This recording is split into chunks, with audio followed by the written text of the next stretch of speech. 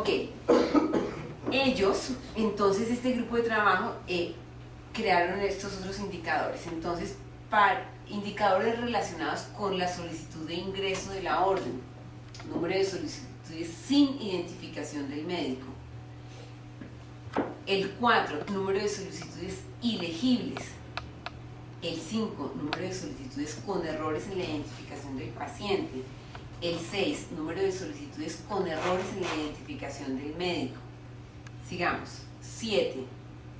Número de solicitudes con errores en el ingreso. Dentro del grupo de identificación, recolección, manejo y transporte de muestras, ubicaron estos. El número 8. Número de muestras perdidas no recibidas. Número 9, número de muestras recolectadas en recipiente inadecuado. Número 10, número de muestras embolizadas. 11, número de muestras coaguladas.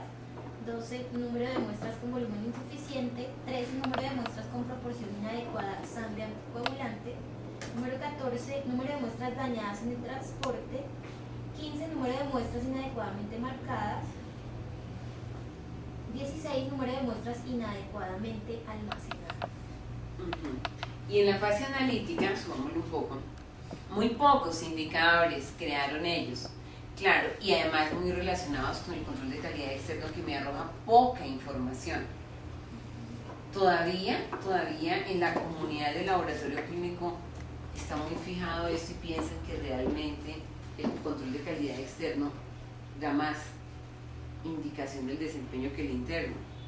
Claro que no, ¿cierto? Aquí, número de desempeños inaceptables en pruebas de proficiencia por año.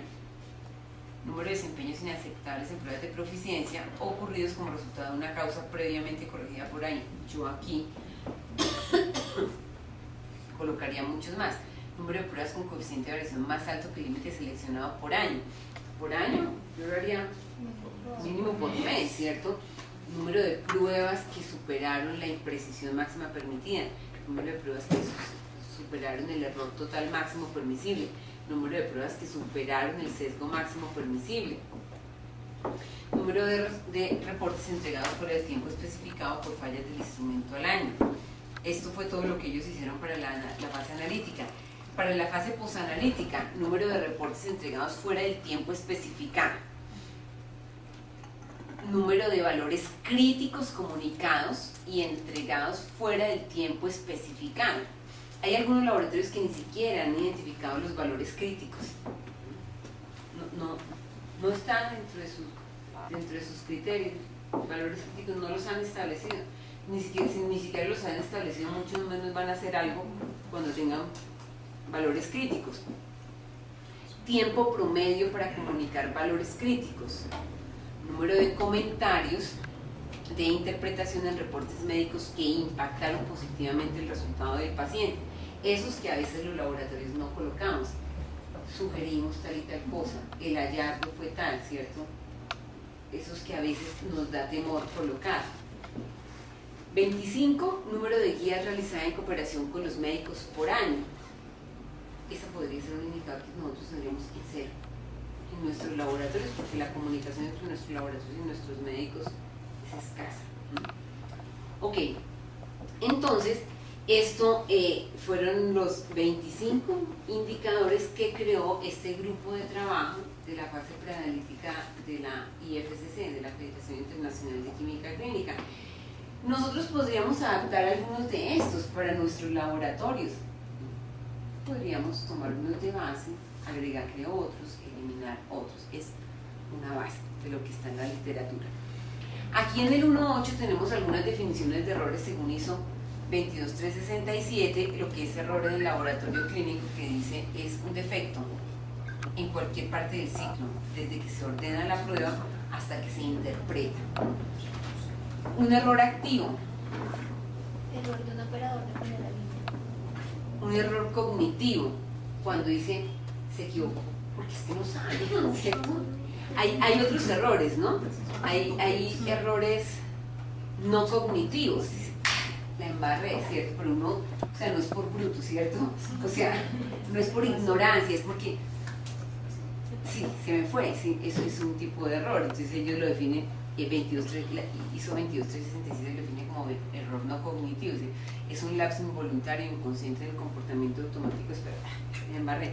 Otra cosa es el error cognitivo, dice, es que no sabe, ¿cierto? Es que no sabe, o sea, ahí no es que la embarró, sino que es que le falta formación, le falta conceptualización. Esto que es el FMA, que significa Failure Mode Effect Analysis, que traducido al español sería como, esto yo no recuerdo cómo lo tradujeron aquí al español, pero esto es el Failure Mode Effect Analysis, modo de falla, del análisis del efecto del tipo de falla, más o menos sería análisis del efecto del tipo de falla, y esta es una herramienta de risk management, de gerencia del riesgo. Análisis del efecto de cada tipo de falla, más o menos. Entonces es como que usted analice y cuál es el efecto que tiene este error, esta falla, este defecto, si es relevante o no relevante, y está relacionado con el número prioritario de riesgo, el RPN del que hablábamos. ¿Cómo fue que dijiste efecto de Análisis El análisis del efecto del tipo de falla sería como la traducción de Failure Mode Effect Analysis. Análisis del efecto del tipo de falla.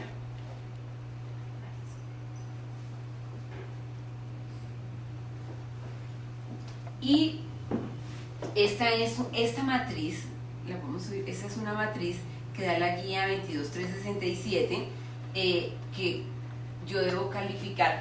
La guía 22367 sugiere que se consideren solamente dos variables, ¿sí? Uno es la frecuencia y otra la gravedad. Entonces, ¿qué tan grave es que yo le haya hecho el hematoma al paciente? Entonces lo califico con, si es muy frecuente, digo sí, es que todos. Y si es significante, menor, grave, crítica o catastrófica, la clasificación de gravedad.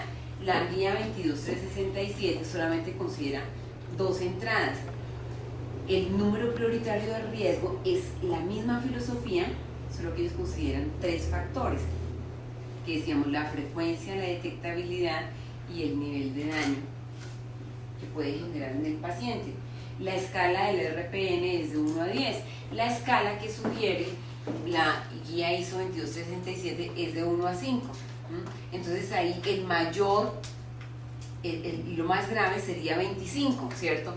Lo más frecuente y evento catastrófico, entonces eso sería el mayor número, ahí sería 25. A mí no me gusta mucho ese, ¿cierto? Me gusta el RPN porque las tres variables me parecen relevantes.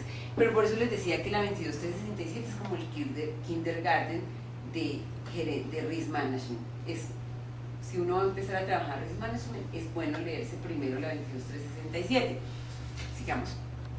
Y acá, a un ejemplo que pone la 22367, que es clasificación de niveles de gravedad según la frecuencia del riesgo y el resultado. Entonces, errores que pueden suceder con la muestra, con los reactivos, con los instrumentos, con los calibradores, con los controles, con la creación del reporte. Entonces, mirar a ver, jugamos con eso, a ver si tengo un error en el transporte, cuál es el impacto, si es catastrófico, si no es tan grave, si es frecuente. Entonces hago esa matriz para determinar qué tan grave es el error. Realmente, como muchas herramientas que nosotros manejamos en el laboratorio clínico, como Lean, como Six Sigma, como Risk Management, esto no nació en el laboratorio, esto nació en la industria, y en la industria existe hace rato. Pero poco a poco se han ido integrando estas herramientas al laboratorio clínico. A mí me parece que la gerencia de riesgo es absolutamente necesaria en los laboratorios. Toda la teoría del risk management es necesaria, porque a veces los laboratorios nos concentramos en un error y todo, y entonces eso decimos, a ver, pero trabajemos disminuyéndole el error de medición a la creatinquinasa. Cuando uno ve y dice, pero es que eso casi que ni hacemos en este laboratorio, ¿sí? Creatinquinasa, eso casi no tenemos, casi no nos llega, ¿cierto?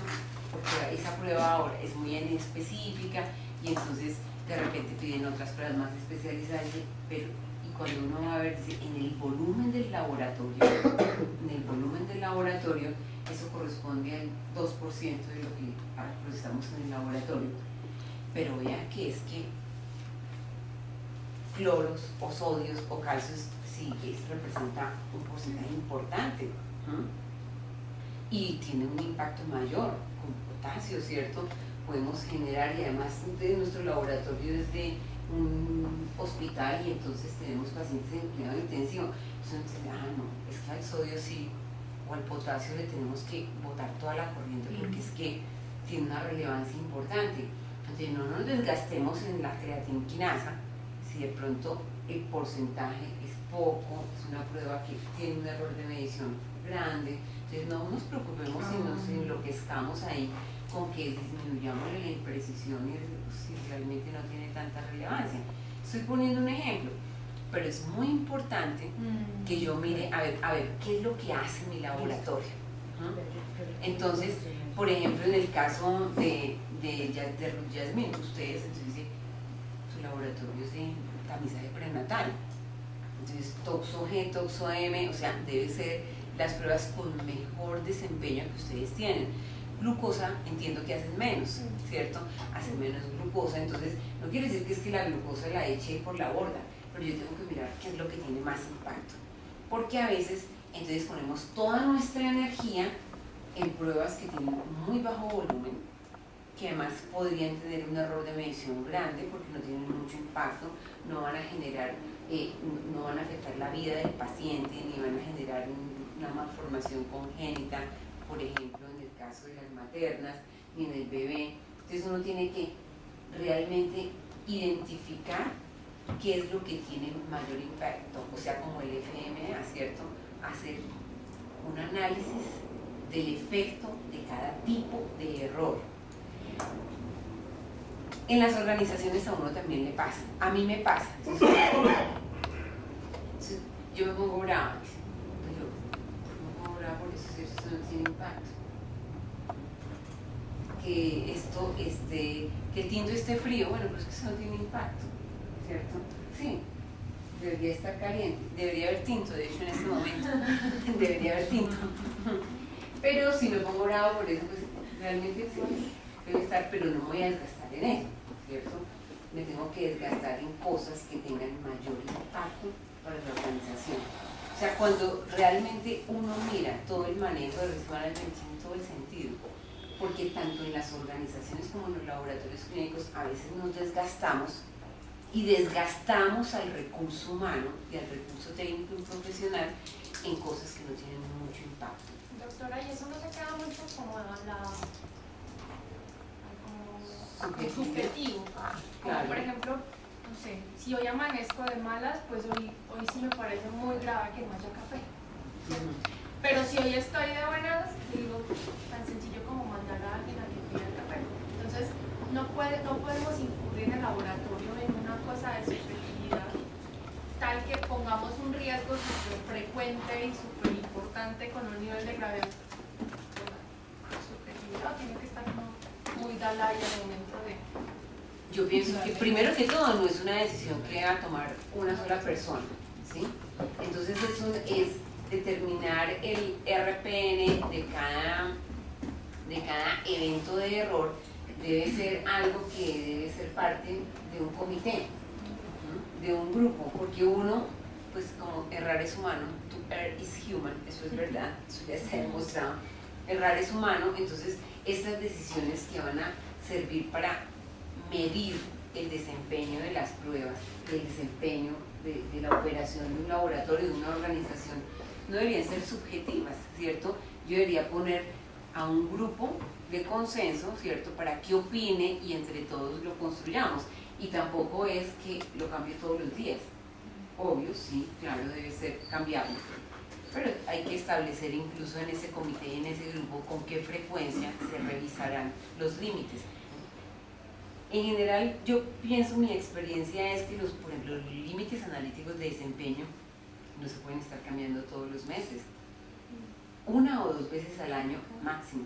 No puede ser que entonces yo lo cambio todos los meses, porque entonces me enloquezco, porque entonces todos los días me están cambiando el patrón. Es como si a uno de los hijos le cambian las reglas todas las 2 semanas. No cumple nunca nada, ¿cierto? Porque si el problema está esperando, bueno, esto me lo van a cambiar la otra semana, ¿cierto? Pero todo lo de risk management es toda una teoría muy interesante a lo que la CLS y ahora le ha dado un énfasis enorme cuando uno lo me dice, tienen razón, ¿cierto? Incluso para las organizaciones, no solo para el laboratorio.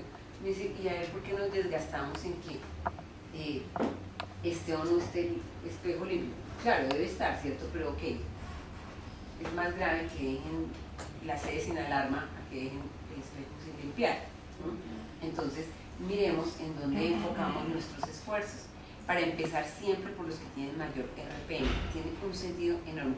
No es parte de este curso, los invitaremos a un curso sobre todo lo que es la guía EP 21, 22 y 23, que es toda la teoría de gerencia del riesgo aplicada en laboratorio clínico. Bueno, estamos terminando el capítulo 1. ¿Qué nos queda? El ejercicio 1 ya lo hicimos. Y el 1.2 es califica el impacto por nivel de detectabilidad, nivel de daño y frecuencia, calculando el RPM.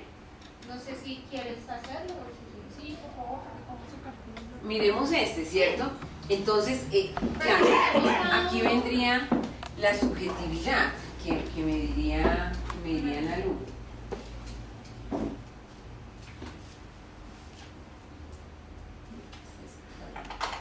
Entonces, por ejemplo, un error de transcripción y un rompimiento de la cadena no es de forro, es de frío. No es de forro, es de frío. Pero tampoco cuadra. En la cadena de frío transparente de nuestros Uy. pacientes. no, es Horrible. En el ¿no? transporte. Es que eso, En la cadena de transporte transparente tampoco. pero creo que se me olvidó prenderlo. rompimiento de la cadena de frío en el transporte de muestras de pacientes. Estaba aquí con él diciendo, pero frío no, porque frío transparente no hay ya. Una bolsa o un cigarro. Ok, entonces, no es forro, sino frío. 5 segundos sobre la pantalla. Ya. Mientras te toma la foto. Increíble. Sí. Porque el mejoramiento es posible. Rompimiento de la cadena de frío. Esto era para ver si ustedes estaban atentos. Por eso no fuimos a hacer En el transporte, por favor, corríjanlo. Jennifer, si lo anotamos para corregirlo, por favor. Entonces, rompimiento de la cadena de frío en el transporte de las muestras de los pacientes. Entonces, miremos, ¿cierto? Miremos nosotros cómo lo calificaríamos. Un error de transcripción. No, vamos a empezar por el nivel de daño, que ese todos podemos opinar. Un error de transcripción en el ¿qué tanto daño? De 1 a 10, ¿tú qué opinas? ¿Qué tanto daño puede generar al paciente? error de transcripción al paciente.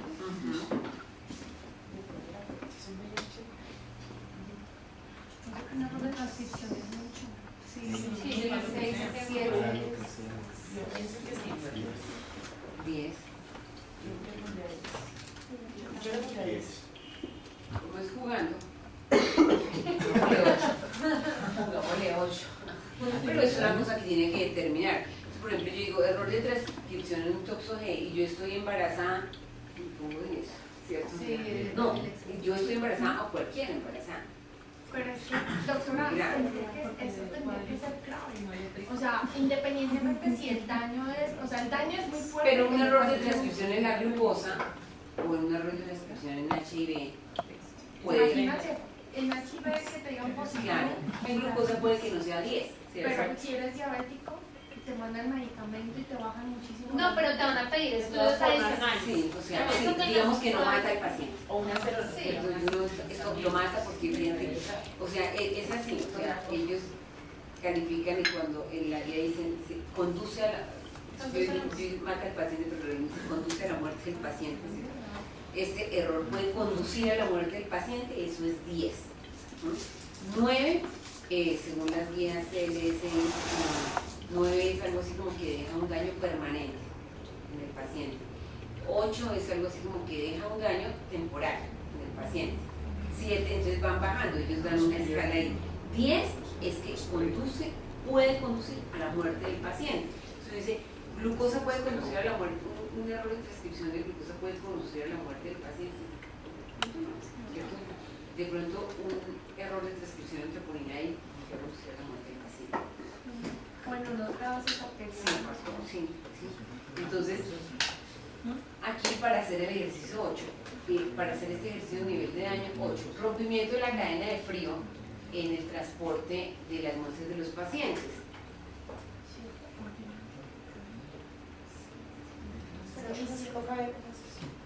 Nombres como muy subjetivos. Porque hay delitos que no afectan y hay otros que sí Hay quedan. Exacto.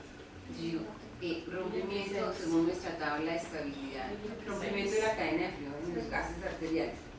10, claro. Entonces hay que como que ponerlo en cada. Si vienen todas las muestras de una toma de muestras, sí, cierto. ¿Y qué venía ahí? Sí, colesterol es bueno, ese como que aguanta más, uno tendría que mirarlo. Pero en general, ¿no? ¿Qué diría? ¿Es mayor el nivel de daño del error de transcripción o del rompimiento de la cadena de frío? No, el No, de es la transcripción. 6, 7 de la cadena. 7, pues estamos jugando 7. Frecuencia, eso sí ya va a depender del laboratorio. Entonces uno dice frecuencia, oiga, no, es que todos los días, entonces uno le pone 10. ¿No? Entonces yo podría colocarle aquí 10. Todos los días estamos teniendo errores de transcripción. ¿Quién es que está recibiendo las muestras? Esto ya genera un impacto muy grande. Nivel de detectabilidad, dice, esta es grave, porque es que en esta la hacemos pescado. Sí.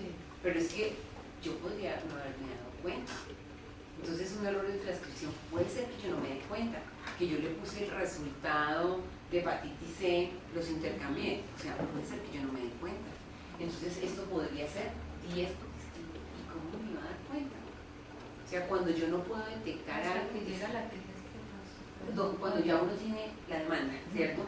Y ya todo el mundo furioso con uno y ya le van a cancelar el contrato, entonces ahí es que me di cuenta. Entonces 10 por 10, 100 por 8, 800. Rompimiento de la cadena de frío. Frecuencia, digo, bueno, no, esto realmente en 30 días, en 25 días del mes pasó una vez. Bueno, no es tanto, ¿cierto? Entonces yo podría colocarle a esto la frecuencia 5.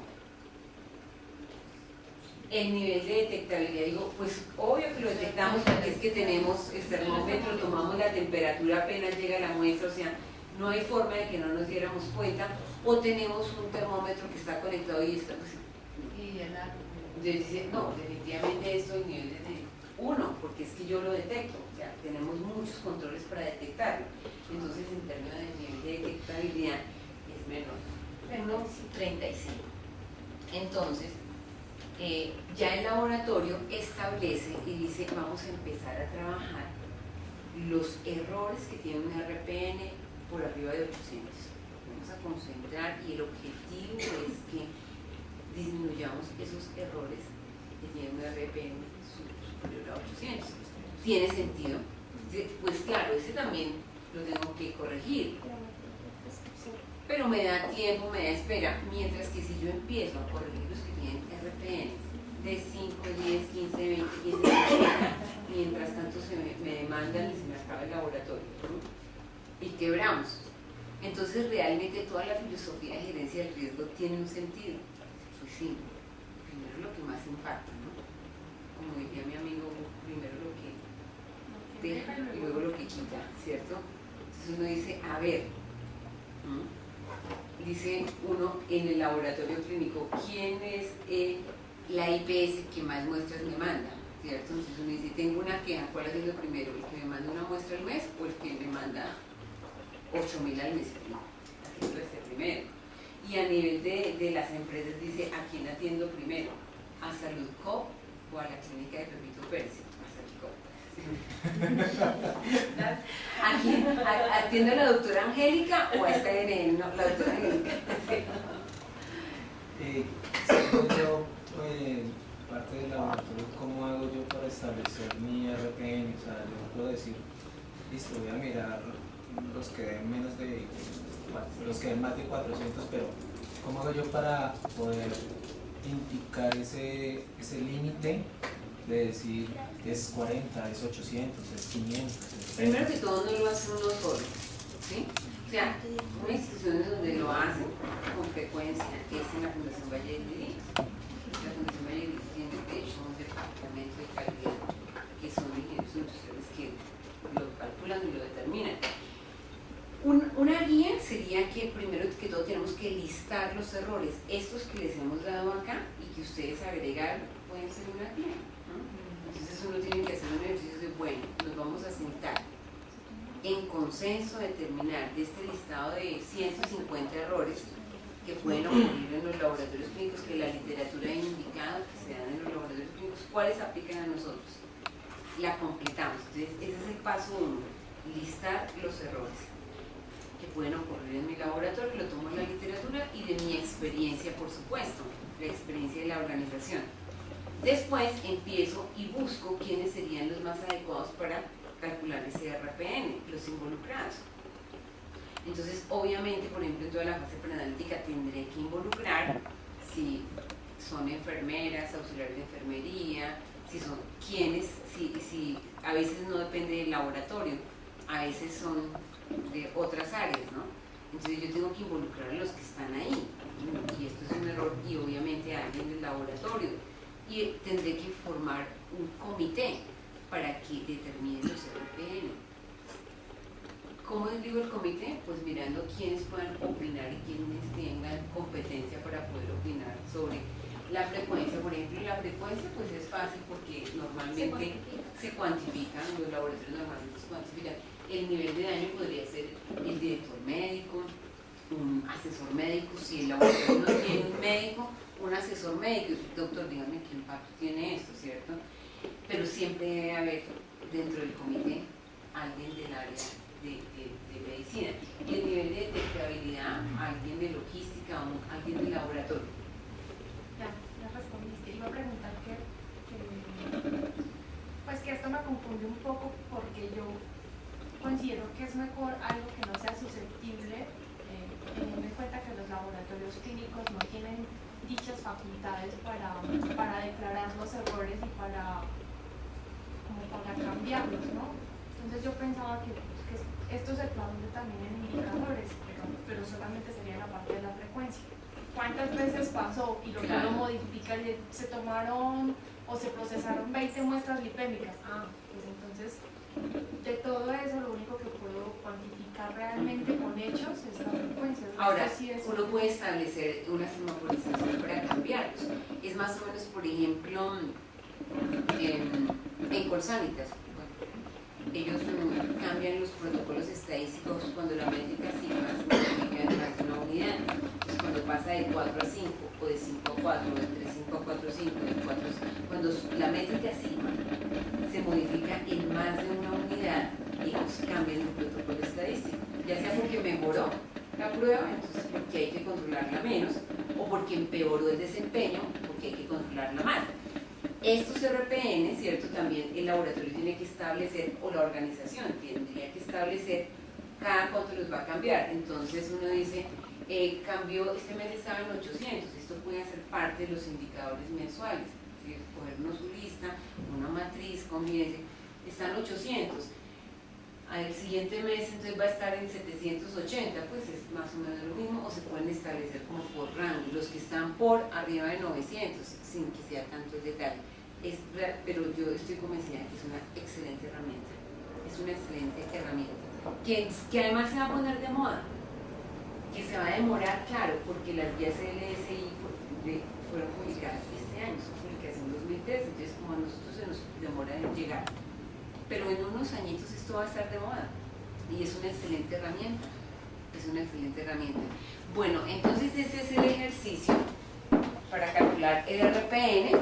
Tenemos una evaluación de este capítulo 1, entonces antes de continuar, por favor nos vamos a la biblioteca, Nos vamos a categoría y vamos a abrir evaluaciones y vamos a contestar informe individual y evaluación, la primera evaluación que aparece.